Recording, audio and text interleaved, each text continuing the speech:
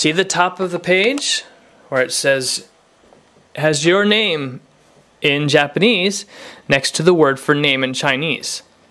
Whenever you see outlines like that, I want you to trace inside the outlines, okay? Japan is a bunch of islands, about the size of California in total, but it's long and skinny.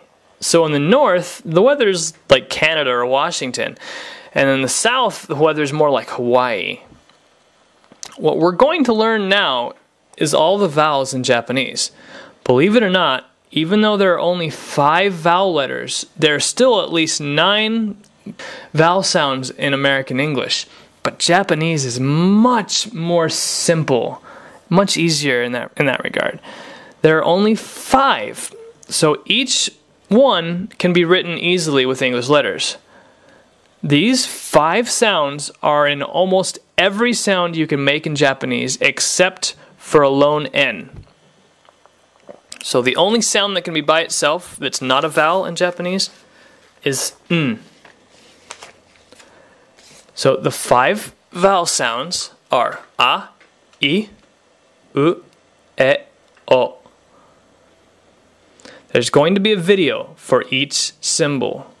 So right now, we're going to start with A. I think the symbol for A is very interesting because it kind of looks like a cross and a fish. So we'll start with the cross. Like that. And then the fish, which you start top here, you come down, around, and then you go just under where you started, and down like this. So it kind of looks like a fish with a funny looking tail and a cross. This symbol is A. And you will use this for words like arigato, which means thank you. Also, ai, meaning love. And then there's a, which means oh. But the next symbol is pretty simple. I.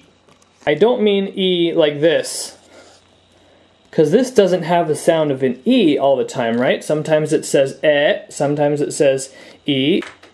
Rather, the symbol we're doing is this one.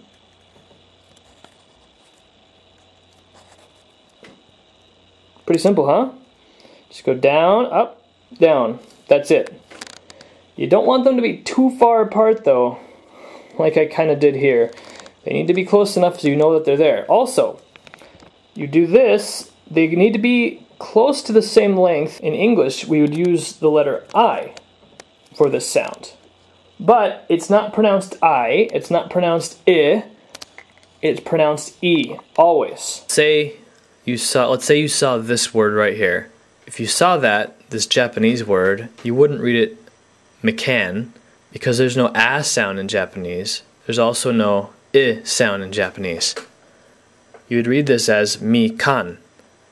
Whenever you use the English letters to write Japanese, you still have to remember that the letters are always pronounced the same.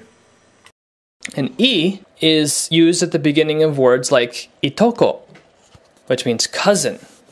It's also imoto, little sister. And finally, inu, dog. That's right, inu. Now with a and I, you can say and write ai, which means love.